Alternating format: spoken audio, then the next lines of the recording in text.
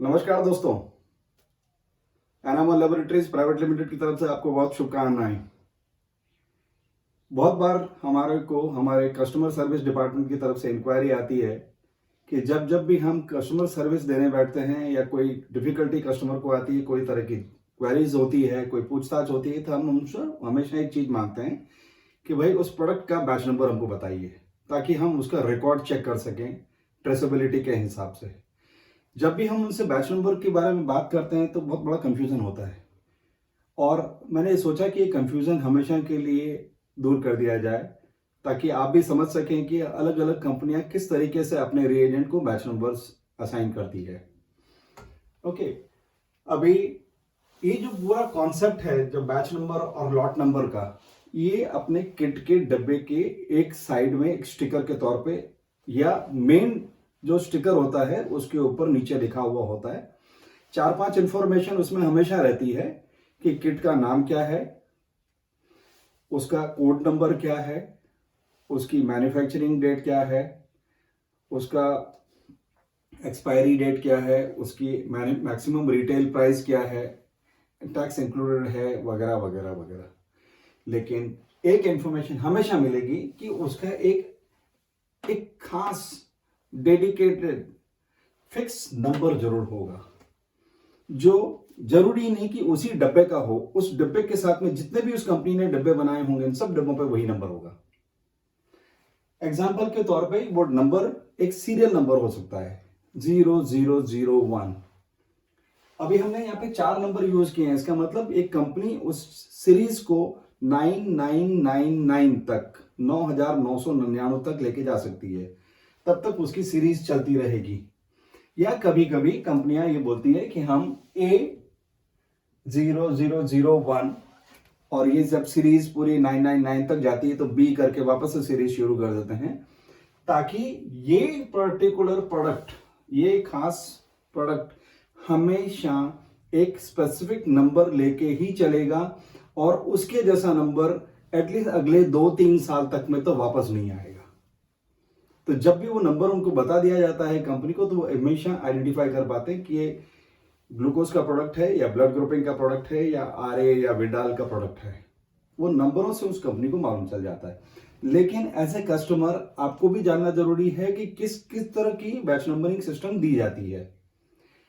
मैं थोड़ी random sequence में चलूंगा आपको ये बताते हुए कि ये बैच नंबर्स दिए कैसे जाते हैं, लिखे जाते हैं। कभी खाली BN करके लिखा जाता है, कभी लॉट नंबर करके लिखा जाता है, कभी एक सिंबल के तौर पे स्क्वायर के अंदर LOT करके लिखा जाता है, या कभी ऐसे बारकोड के अंदर लिखा जाता है जिसके अंदर क्या इंफॉर्मेशन लिखी हुई है वो नीचे अल्फाबेटिकल ABCD 1 2 3 4 करके भी लिखा होता है।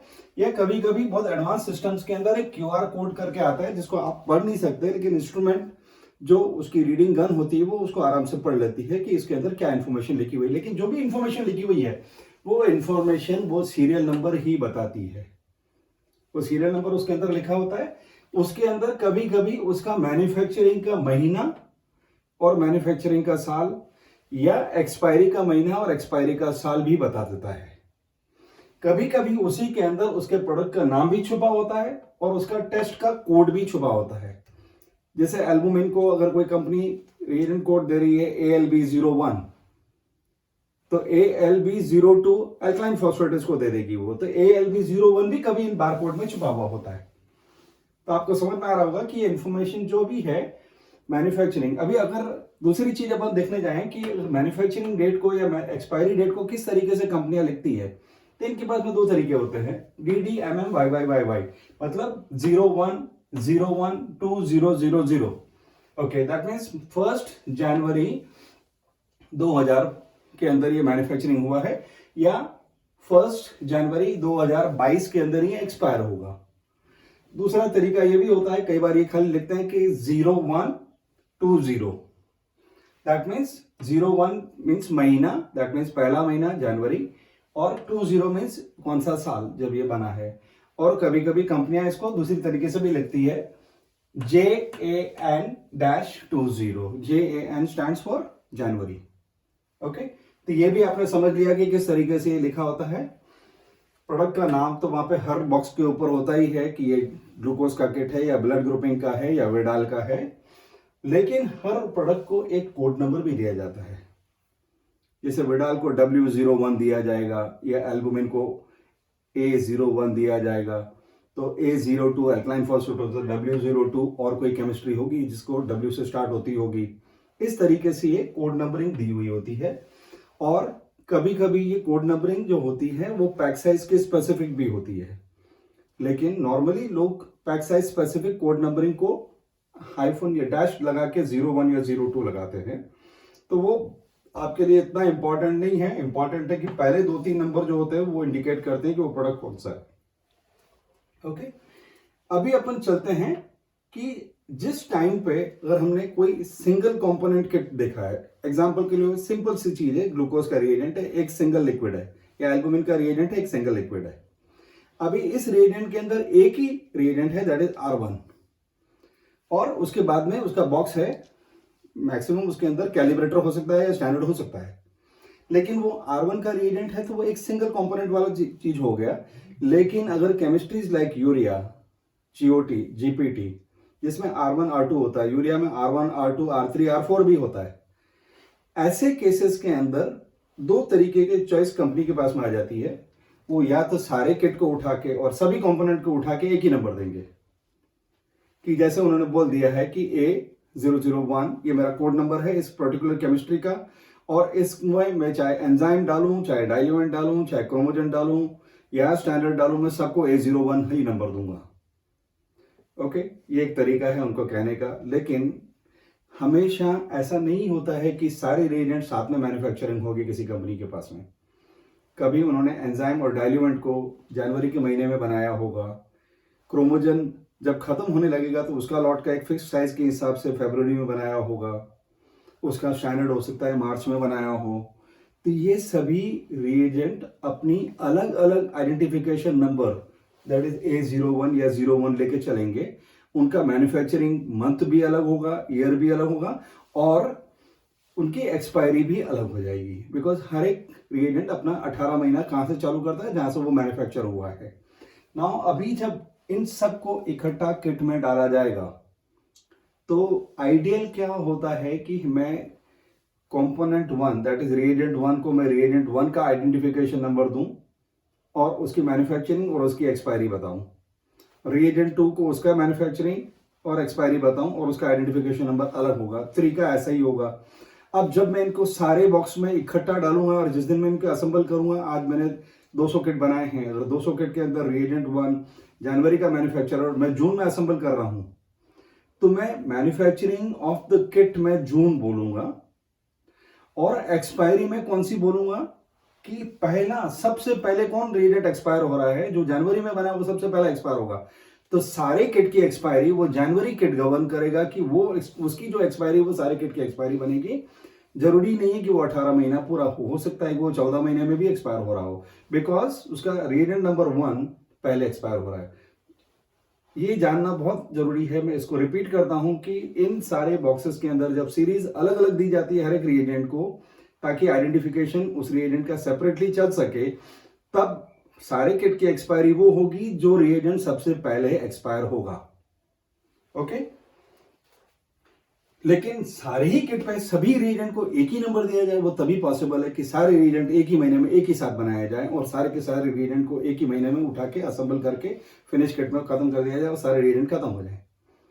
ऐसा उन कंपनियों के पास में होता है जिनके पास में एक स्टैंडर्ड पैक साइजेस होती है जो बार बार बदलती नहीं है और उनके रिक्वायरमेंट और मार्केट के हिसाब से उनका लॉट फिक्स हो जाता है।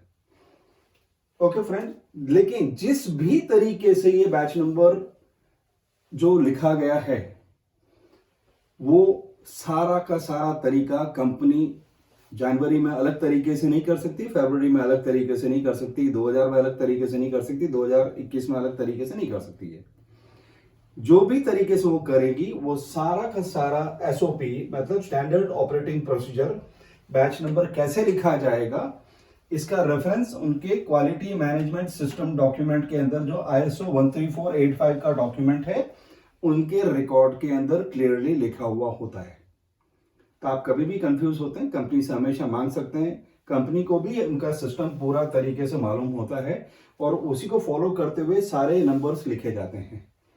तो ये नंबर आपको कभी भी कंपनी एक्सप्लेन कर सकती है। अभी मैं आपको कुछ एग्जांपल्स के तौर पे कुछ नंबर्स दिखाता हूं जो बैच नंबर्स हैं 3 अलग अलग तरीके के, और मैं उनको समझाता हूं कि उनके मीनिंग कहां से कैसे निकल सकते हैं। देखिए फ्रेंड्स, एक बैच नंबर है किसी चीज का H20170। अब मान के चलिए कि एल्बुमिन रिएजेंट का नंबर है। ओके, अभी H20170 का मतलब यह है कि H उसका मैन्युफैक्चरिंग का महीना है। ABCD L तक 12 हो जाता है, तो L 12वां महीना होगा, A पहला महीना होगा, H ABCDEFGH 8वां महीना होगा। दैट मीन्स ये अगस्त 2020 में ये रिएजेंट बना है। आपको क्लियरली समझ में आ गया? इस बैच नंबर से ही मालूम चल गया कि ये मैन्युफैक्चरिंग का 8वें महीने में 2020 में ये रिएजेंट बना था, और उसका सीरियल नंबर 170 था कंपनी के अंदर। ओके, तो ये इंफॉर्मेशन कैरी करती है कि ये लॉट नंबर क्या चीज है। मैं दूसरा एग्जांपल आपको देता हूं। एक और जगह पे एक लॉट नंबर है FR717E440। ओके, अभी अपन हर एक मीनिंग का, हर एक शब्द का मीनिंग ढूंढेंगे। F का मतलब होता है वापस से वही महीना, ABCDEF जून। ओके, जून। और रिएजेंट, अभी R का मतलब है रिएजेंट 717, मतलब 717 नंबर का जो रिएजेंट है उनका, वो रिएजेंट, और जून के महीने में ये प्रोडक्ट की असेंबली हो रही है जिसका एक रिएजेंट 717 का यूज किया गया है। ये पूरा का पूरा एक्सपोर्ट के लिए है, और उस एक्सपोर्ट की सीरीज का नाम है 440। आपको समझ में आया होगा कि हर शब्द का एक मीनिंग है।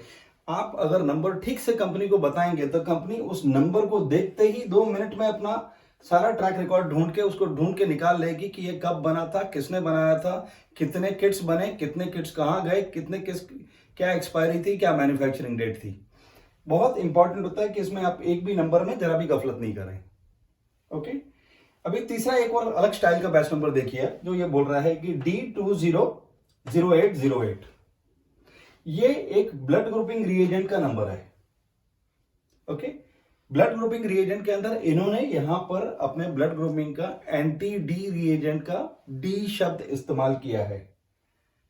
वो जो 2020 में बना हुआ था, तो एंटी डी रिएजेंट 2020 में बना हुआ जिसका सीरियल नंबर 0808 था। अभी हमने बताया ना कि जैसे इस तरीके में कि 0001 आप ऐसे नंबर दे सकते हैं, इसी तरीके से इन्होंने 0808 ये नंबर उनका किट का, वो रिएजेंट का सीरियल नंबर था।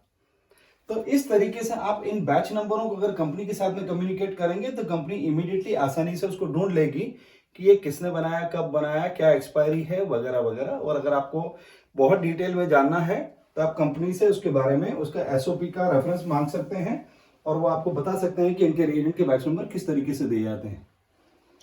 तो आप कभी कंफ्यूज मत होइए कि इस तरीके से लिखा है या इस तरीके से लिखा हुआ है। जो भी लिखा हुआ है उसका बहुत क्लियर कट मीनिंग है, और आप जब भी आपको क्लैरिटी की जरूरत पड़े आप कंपनी से कम्युनिकेट कर सकते हैं। होप दोस्तों ये चीज बहुत आपको अच्छी तरह से लगी होगी, समझ में आएगी। और अगर आपको इसके बारे में और जानकारी चाहिए तो आप हमें कभी भी डिस्क्राइब कर सकते हैं। इस चैनल को सब्सक्राइब करिए, ये मेरी रिक्वेस्ट है। और आपको ऐसे नए नए वीडियोस जानने की जरूरत है तो बेल आइकन को दबाइए। बहुत बहुत धन्यवाद।